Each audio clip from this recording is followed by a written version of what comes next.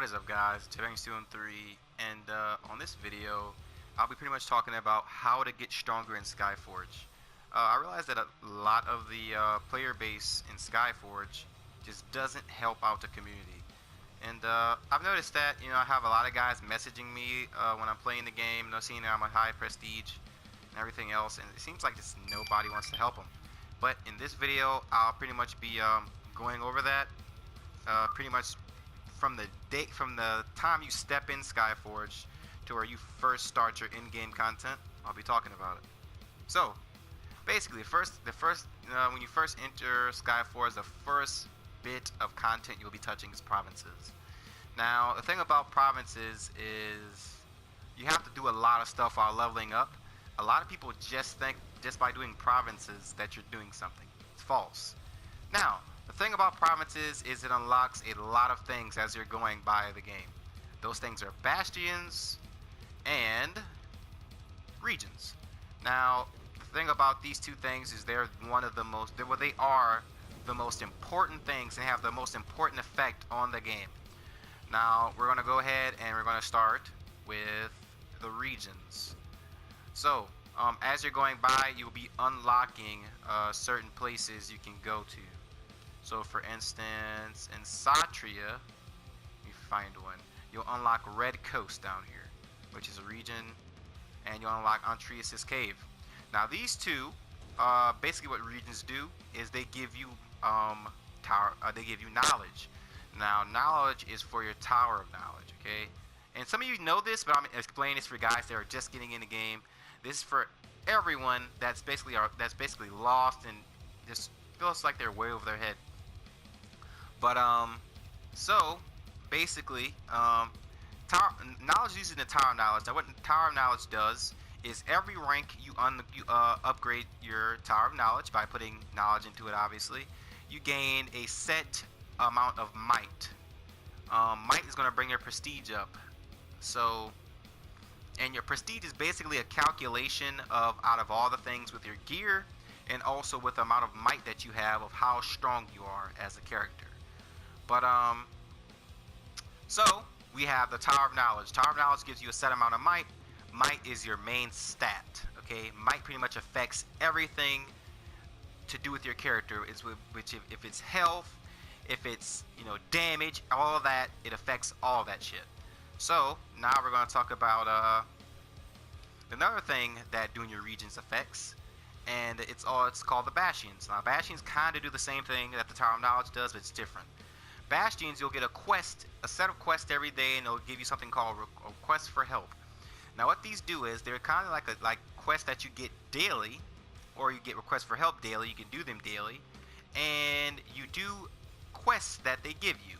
Now these quests give you a set amount of might for each quest you do, and also by unlocking an ability, which you see here, like this one, you get a set amount of might for unlocking those as well. These are very important. Now, this is just one out of 1, 2, 3, 4, 5, 6, 7, 8.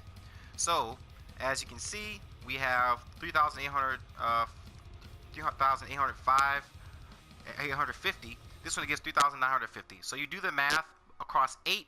That's a ton of fucking might. So these things are extremely important. So while you're doing your provinces, don't just rush into trying to complete the whole board. Do your bastions and your regions while you're doing these. Now the important things about regions, which a lot of people think I'm crazy when I say this, you want to try to complete every region you see here, except for Antean Wastelands. Complete all of these regions before you try to start in-game content. It's very important because once you start in-game content, a lot of things are going to start being added to the game that is going to make your work effort triple. You're going to have a lot of stuff to do every day. You're going to have your directives. You're going to have your Flavius Laboratory missions. You're going to try to be doing, your region quests if you didn't finish them like I'm telling you guys to. You're going to also be trying to do dungeons every day. You're going to be trying to do raids every day. You're going to try to be doing distortions every day. You're going to be trying to do stuff every single day to try to get better, and mixing in regions which take 8 to sometimes more hours to finish is gonna stress you out. It's gonna cause a lot more game game time, wasting more of your game time than what you really need to waste. So finish all these.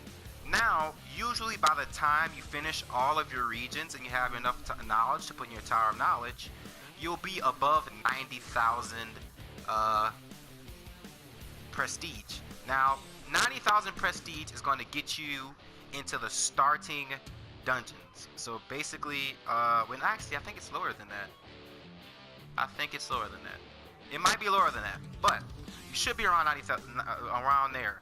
So, Targa Islands, Lunar Swamps, Marisok Row, those are going to be what you're starting out with to get your starting stuff. Okay, so basically you do those, and Operation Isabella is probably going to be the first raid you do.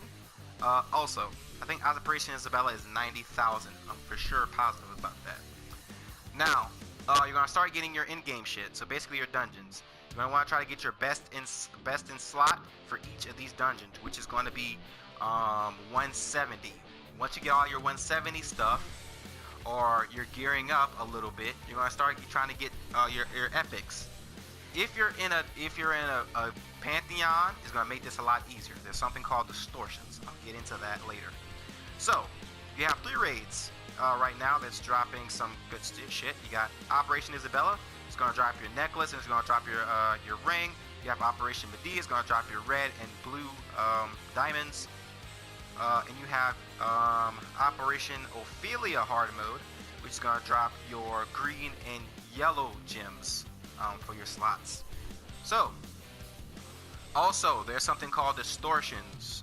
Once you're gearing up, which is very important, you have 2 Distortions to do. This one gives your brooch, which epic items do scale to 230 in Generation 1, and this one gives your bracelet. Now, another thing that is really important to Distortions is this, which is basically your combat superiority to have to do with the faction that you're fighting for the invasion. These are very important. Some give increased damage versus the faction. Some just give straight up damage reduction against them.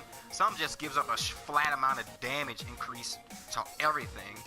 And some of them just give health also. So, doing these is very important because not only do you take less damage from the faction, you also do more damage to the faction. It's giving you also bonus health straight across the board, and it's also giving you just flat damage as well. So it's very important to get this maxed out, which right now is 100% combat superiority.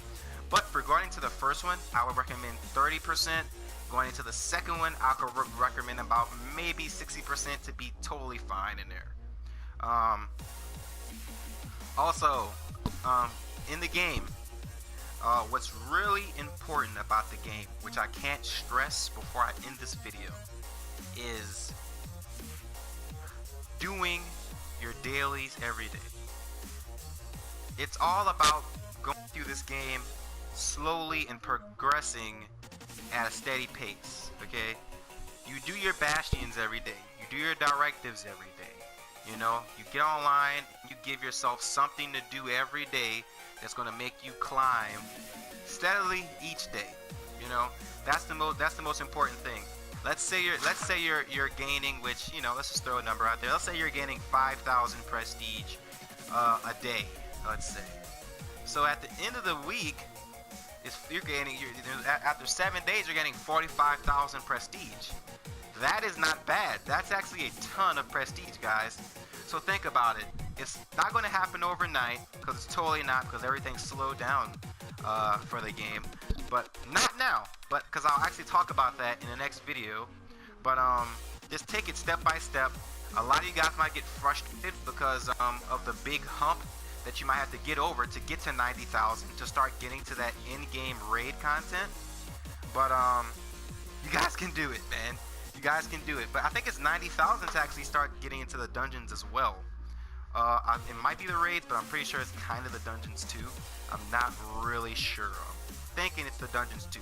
90,000 is what you need to be at. Or maybe 80,000. One of those two. 80,000 or 90,000. You guys can correct me in the comments if I'm wrong. But take it step by step. Take your time. It's not going to happen overnight, but once you do hit that 80,000, 90,000 prestige, you're going to shoot up like a rocket from getting all that gear from those dungeons that I showed you guys, and the raids that are going to open up for you. So that's what you're going to be doing step by step in Skyforge.